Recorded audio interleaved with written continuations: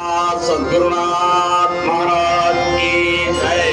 श्री गुरुदेव दत्त। गुरुर्ब्रह्मा गुरुर्विष्णु गुरुर्देवो महेश्वरा गुरुर् साक्षात् परब्रह्म तस्मै श्री गुरुवे नमः। गुरुर् साक्षात् परब्रह्म तस्मै श्री गुरुवे नमः। ಸದಾನಂದ ಸದ್ಗುರು ಭಾವರಾಜ ಯೋಗಿ ರಾಮನಂದವತರಿಸಿದೆ ಭಕ್ತರ ಉದ್ಧಾರಕ್ಕಾಗಿ. ತ್ರೈಲೋಕ್ಯದೊಡೆಯನೇ ಸದ್ಭಕ್ತರು ನಿಮ್ಮ ಕೀರ್ತಿಯನ್ನು ಕೂಗಿ. ನಮಸ್ಕಾರ ಗುರುರಾಯ ಶ್ರೀರಾಮಚಂದ್ರ ಯೋಗಿ. ನಮಸ್ಕಾರ ಗುರುರಾಯ ಶ್ರೀರಂಗ ಯೋಗಿ. ಜಯ ಜಯ ರಘುವೀರ ಸಮರ್ಥ.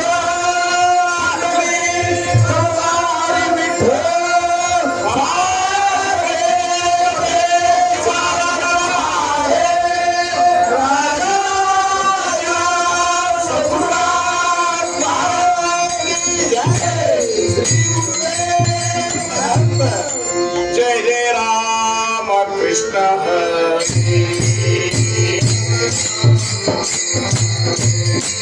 जय जय राम कृष्ण हरे। जय जय राम कृष्ण हरे। जय जय राम कृष्ण हरे।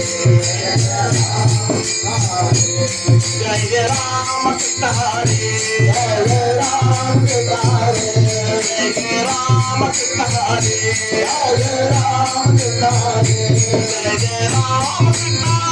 जय जय राम कृष्ण हरे। जय राम कृष्ण हरे। जय जय राम कृष्ण हरे। जय राम कृष्ण हरे। जय राम कृष्ण हरे। जय जय राम कृष्ण हरे। जय राम कृष्ण हरे। जय जय राम कृष्ण हरे। जय राम कृष्ण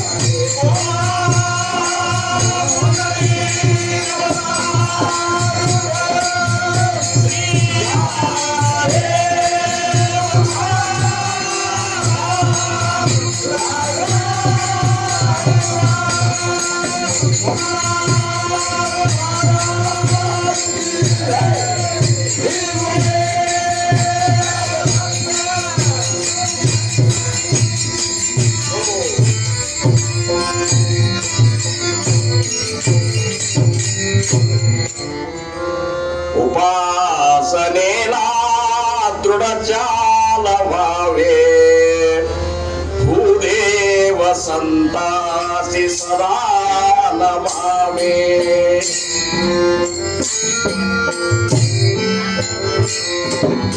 उपासनेला दृढ चालवावे. भूदेव संतासी सदा नमावे. कर्मयोगे वयघालवावे. सर्वामुखी मंगल बोलवावे.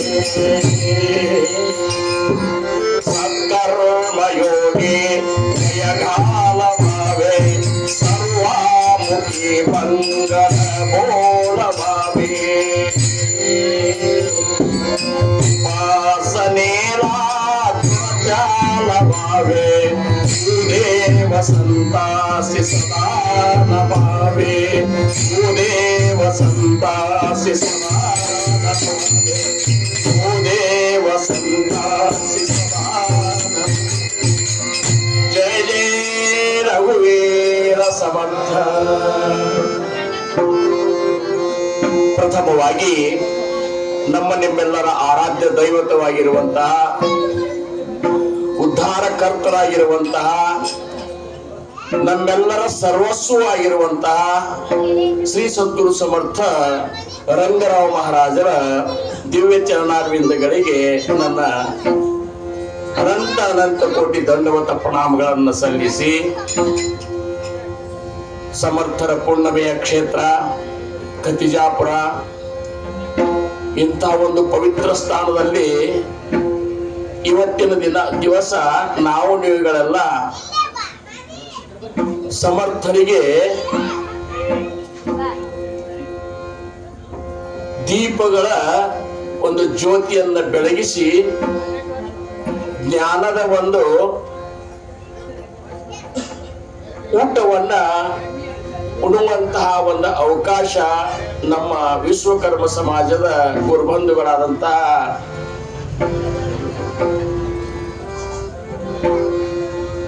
ಸಂದೀಪನ ಹೆಸರನ್ನೇ ಭಾರಿ ಇಷ್ಟ ಅನ್ನಿಸ್ತದ. ಅವರು ಸಂದೀಪ ಮುನಿಗಳು, ಕೃಷ್ಣನ ಗುರುಗಳು, ಅವ್ರ ಚಿರಂಜೀವಿ ಇದ್ದಾರೆ.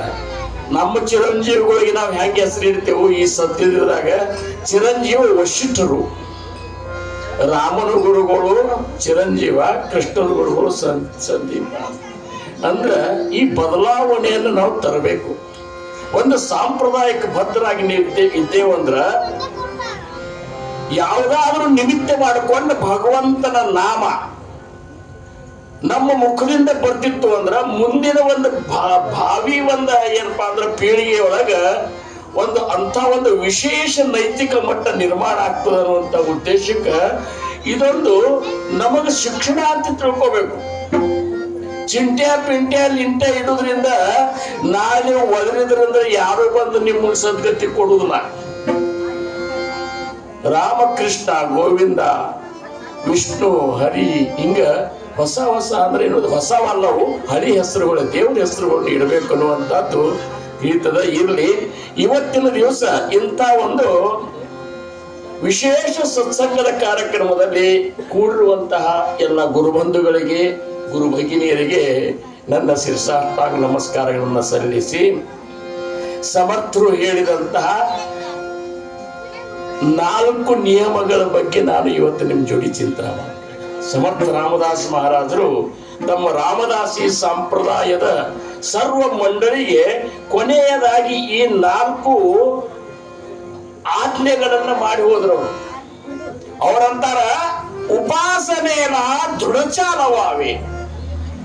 ನಮ್ಮ ಉತ್ತರೋತ್ತರ ಈ ಭಕ್ತಿಯಲ್ಲಿ ಉಳಿಬೇಕಾಗಿತ್ತು, ಬೆಳಿಬೇಕಾಗಿತ್ತು ಅಂದ್ರ ನೀವೆಲ್ಲರೂ ಏನ್ ಮಾಡ್ರಿ ಅಂದ್ರ ದೃಢವಾಗಿ ಸಂಪ್ರದಾಯದ ನಿಯಮದಂತೆ ಹಾಕಿಕೊಟ್ಟಿರುವಂತ ಉಪಾಸನೆಯನ್ನ ಕಟ್ಟಿನಿಂದ ದೃಢ ಮನಸ್ಸಿನಿಂದ ಮಾಡ್ರಿ ಅಂತಾರೆ. ಒಂದನೇದ್ದು. ಎರಡನೇದ್ದು, ಭೂದೇವ ಸಂತಾಸಿ ಸದಾ ನಮಾಮಿ. ಭೂಮಿಯ ಮೇಲೆ ತಿರುಗಾಡುವ ದೇವರು ಯಾರು ಅಂದ್ರ ಸದ್ಗುರುನಾಥರು. ಅಂತ ಸಂತ ಸ್ವರೂಪಿಗಳಿಗೆ ನೀವು ಯಾವಾಗಲೂ ನಮಸ್ಕರಿಸುತ್ತಾ ಇರ್ರಿ ಅಂತಾರು. ಸದಾ ನಮಾಮಿ. ಯಾವಾಗಲೂ ನಾವು ಪ್ರತಿಯೊಂದು ಕ್ಷಣದಾಗ ಸದ್ಗುರುಗಳನ್ನು ನೆನೆಸ್ಕೊತಾ ಇರಬೇಕು. ಆ ಒಂದು ಇದರಿಂದ ಏನಪ್ಪಾ ಅಂದ್ರೆ ಈ ಒಂದು ಸೇವೆಯಿಂದ ಏನು ಲಾಭ ಆಗ್ತದೆ ಅಂದ್ರ ಸದ್ಗುರುಗಳ ಲಕ್ಷ್ಯ ಯಾವಾಗಲೂ ನಮ್ಮ ಕಡೆ ಇರುತ್ತೆ. ನೀವು ಎಂದರ ಒಮ್ಮೆ ಸತ್ಸಂಗದಾಗೆ ಒಮ್ಮೆ ನೀವು ನೆನೆಸಿದ್ರಂದ್ರ ಸತ್ಸಂಗದಾಗ ಒಮ್ಮೆ ಮಹಾರಾಜರ ಲಕ್ಷ್ಯ ನಮ್ಮ ಕಡೆ ಬರ್ತದ. ಉಳಿಕಿದಾಗ ನಮ್ಮ ಕಡೆ ಅವರು ಅಲಕ್ಷ್ಯ ಮಾಡಿಬಿಡ್ತಾರೆ. ಟೊಬ್ಬಾರ ಕುಮಾರಿ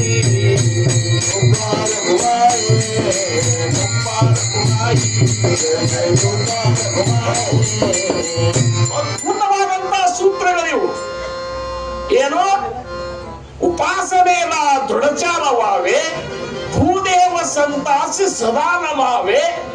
ಮೂರನೇದು ಹೇಳ್ತಾರು, ಸತ್ಕರ್ಮ ಯೋಗೇ ವಯಗಾಲವಾವೆ. ನಿಮ್ಮ ವಯಸ್ಸ, ನಿಮ್ಮ ಜೀವನ, ನಿಮ್ಮ ಪ್ರತಿಯೊಂದು ಜೀವನದ ಕ್ಷಣಗಳ, ಆಯುಷ್ಯದ ಕ್ಷಣಗಳನ್ನ ಸತ್ಕರ್ಮಗಳಿಗಾಗಿ ನೀವು ಮೀಸಲಿಡುವಂತದ್ದು. ಯಾವಾಗಲೂ ಸತ್ಕರ್ಮಗಳನ್ನು ಮಾಡ್ರಿ. ಸತ್ಕರ್ಮಗಳನ್ನು ಮಾಡುವುದರಿಂದ ಸಾತ್ವಿಕ ಗುಣದ ವೃದ್ಧಿ ಆಗ್ತದೆ. ಸಾತ್ವಿಕ ಗುಣದ ವೃದ್ಧಿ ಆಯ್ತು ಅಂದ್ರ ಭಗವಂತನಲ್ಲಿ ಭಕ್ತಿ ನೆಲೆಸಲಿಕ್ಕೆ ಶುರು ಮಾಡ್ತದೆ. ಅದಕ್ಕೆ ಏನ್ ಮಾಡ್ಬೇಕು? ಸತ್ಕರ್ಮ ಯೋಗೇ ವಯಗಾಲವಾವಿ.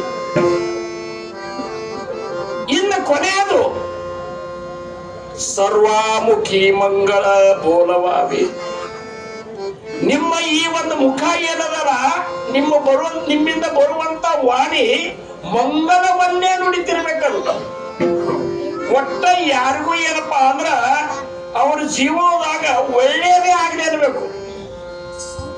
ಬಹಳ ಸಂತೋಷಪ್ಪ, ಆನಂದ ಆತಪ್ಪ, ಏನ್ ಆನಂದ ಆತಪ್ಪ, ಅಂತ ಹೇಳಿ ನಮ್ಮ ಮುಖದಿಂದ, ಸಂತರ ಮುಖದಿಂದ ಬರುವಂತ ವಾಣಿ ಮತ್ತೆ ಉಳುಕಿದವ್ರ ಪ್ರಪಂಚಕರ ವಾಣಿ ಬೇರೆ ಆಗ್ತಾವ. ಏನ ನಾವ್ ಹೆಂಗ ತಾಯಿಗಳ ನಿಮಗಾದ್ರು ಹೇಳ್ತ, ನೀನ್ ನಿಮಗಾದ್ರು ಹೇಳ್ತ, ನಮ್ಮ ಮುಖದಾಗ ಬರುವಂತ ವಾಣಿ ಹೆಂಗಿರ್ತಂದ್ರ ತುಕಾರಾಮ್ ಮಹಾರಾಜ್ ಹೇಳ್ತಾರಲ್ಲ,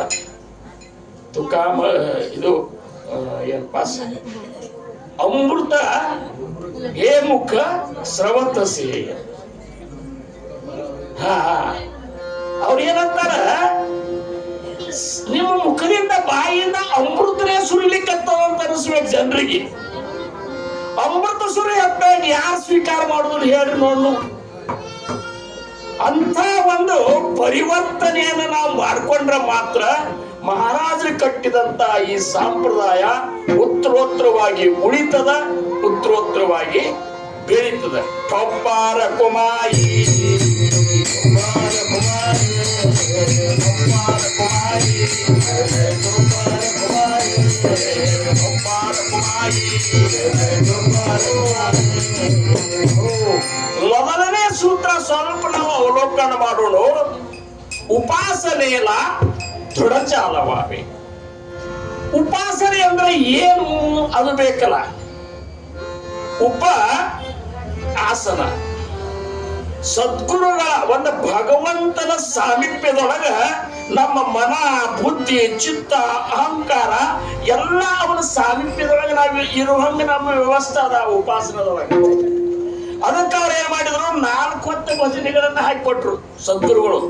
ಅಂದ್ರ ಒಂದು ಭಜನೆಯಿಂದ ಮತ್ತೊಂದು ಭಜನೆ ಒಳಗೆ ನಿಮ್ಮ ಮನಸ್ಸ ಅದು ಏಕಾಗಿ ಹಂಗೆ ಹೋಗ್ಲಿಕ್ಕಂತಂದ್ರೆ ಇಡೀ ಅವತ್ತಿನ ದಿವಸ ನೀವು ಸದ್ಗುರುಗಳ ಒಂದು ಸಾನ್ನಿಧ್ಯದೊಳಗೆ ಇರ್ತೀರಿ.